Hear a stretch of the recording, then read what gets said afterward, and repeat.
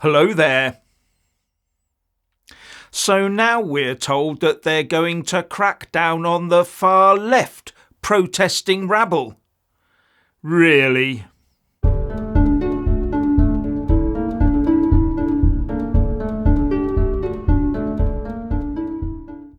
According to the press, a report is due out this week that will recommend new laws to crack down on the antics of the far left protesters, such as Just Stop Oil and Palestine Action.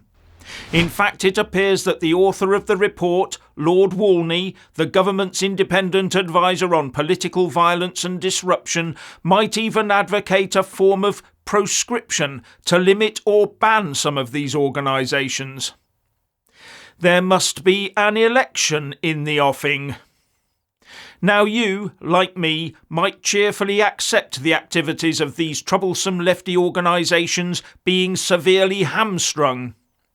But I'm personally not so sure that the so-called woke lefty agitators will end up being the actual target of such laws. And the Tommy Robinson June the 1st rally will give us all a much clearer sight of how the establishment views what they call the far right and how they interact with it. No, it is much more likely that police attention would quickly divert to use any such new laws to target the mythical far right. You know, those too tolerant right-so-fars, especially in London. And everything we've witnessed so far gives me zero confidence that the far left protests will be stifled, especially when the lefty courts throw the charges out. The authorities will also rediscover that the far left actually means the National Socialists, which has in the past been labelled as far right for convenience. They shortened National Socialist down to Nazi and made everyone think it meant the far right wing. And it will be convenient for the open borders establishment to continue in that vein. The left-biased two-tier policing and court system is now too far embedded within our establishment to readily accept such a massive course correction. No, the far left must continue to be aided and the far right must be eradicated. Now, one thing that some say will be in the report is to give teachers freedom of expression protection, so that another Batley teacher situation does not arise. So teachers, in the classroom only by the way, will be protected, but not the rest of us. How many school police cordons and personal protection officers would that take to work? There are far too many out there who are prepared to gang together over this and descend on any school in huge numbers and put the local police under intolerable strain. The authorities couldn't even get one single coach to move some asylum seekers out of a hotel recently, could they? But they can kettle Jewish counter-protesters, can't they? Just an illustration of what we've continually imported and will continue to. And how about the one to give politicians more protection in their homes and places of work, so they can be kept protected from the folly of their own open borders decisions? Decisions like knowingly bringing millions of people into the UK who want to change the country wholesale and not integrate properly, to the point that the indigenous population gets more and more unhappy by the day. And who will end up having their protests shut down? Those militant newcomers and useful idiots who want to change the country? Or the slowly awakening silent majority of right-so-fars who wish to see no such changes? The answer's obvious, isn't it? So the politicians will be kept safe from the far right in order to keep making those same nation-destroying decisions again and again and again. How fine and dandy for them, eh?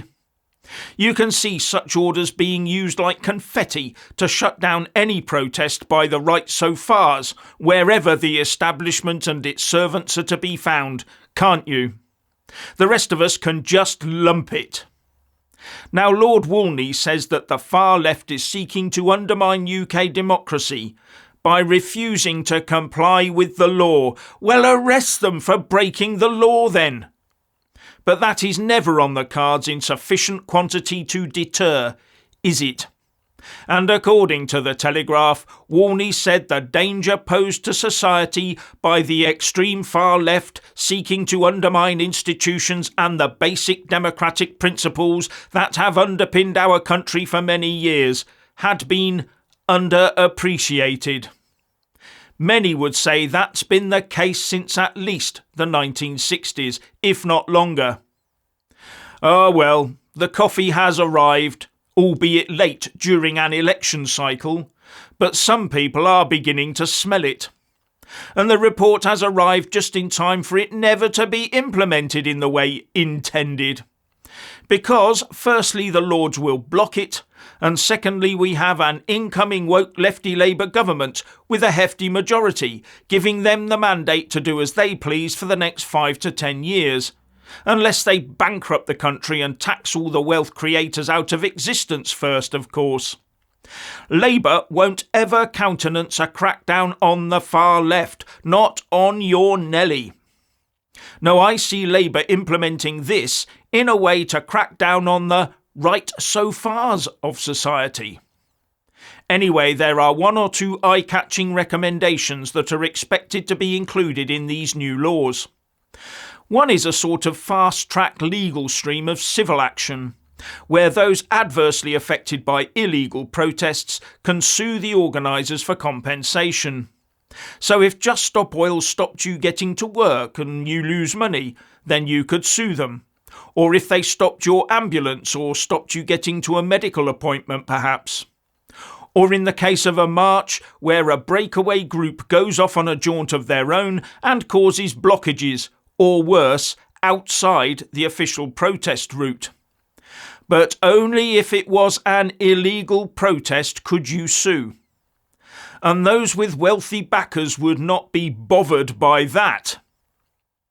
Talking to Sky News, Lord Wolney also said that when you look at organisations who use criminal tactics as a means, very deliberate means, to try and force the conversation towards the kind of change they want rather than engaging in our democratic channels, I think it does ask questions. Yes, big ones, like why is it always those that look the most threatening that always get their own way? Why is it that big militant marches are allowed to proceed on a weekly basis, not just unhindered by the authorities, but positively facilitated by them? But when those that the authorities feel they can treat with disdain turn up, out comes the riot gear. And in one recent case, 20 or so coppers with pepper spray to the single man. Now here's something else Wolney told Sky News where Just Stop Oil and Palestine Action were concerned. Both of those organisations are clearly breaking the law as a way of trying to force the conversation. I think we should be less relaxed about that. So we don't need new laws then, do we? We obviously just need to use the laws that they do break against them, surely. And on the basis of criminality, surely the Home Secretary can order they be stopped from gathering in the first place. Or is the real truth that there are so many of them and that we have imported so much of this conflict while allowing weak, immature minds to be indoctrinated by it that the authorities have lost control of the streets, especially in London? Wolney is also suggesting the use of a sort of proscription light, not to fully ban an organisation, such as in the case of Hamas, but to restrict what they can do, maybe even limiting their funding. Now, Wolney says he's been objective while he wrote the report, but it is claimed by Just Stop Oil and Palestine Action that he has conflicting connections with the oil and arms industries. At the end of the day, the law can't be drafted to target the left. It has to be drafted to cover all protests equally. But it is up to the woke-infested police and courts to apply those laws. And they will do that, in the manner they already do.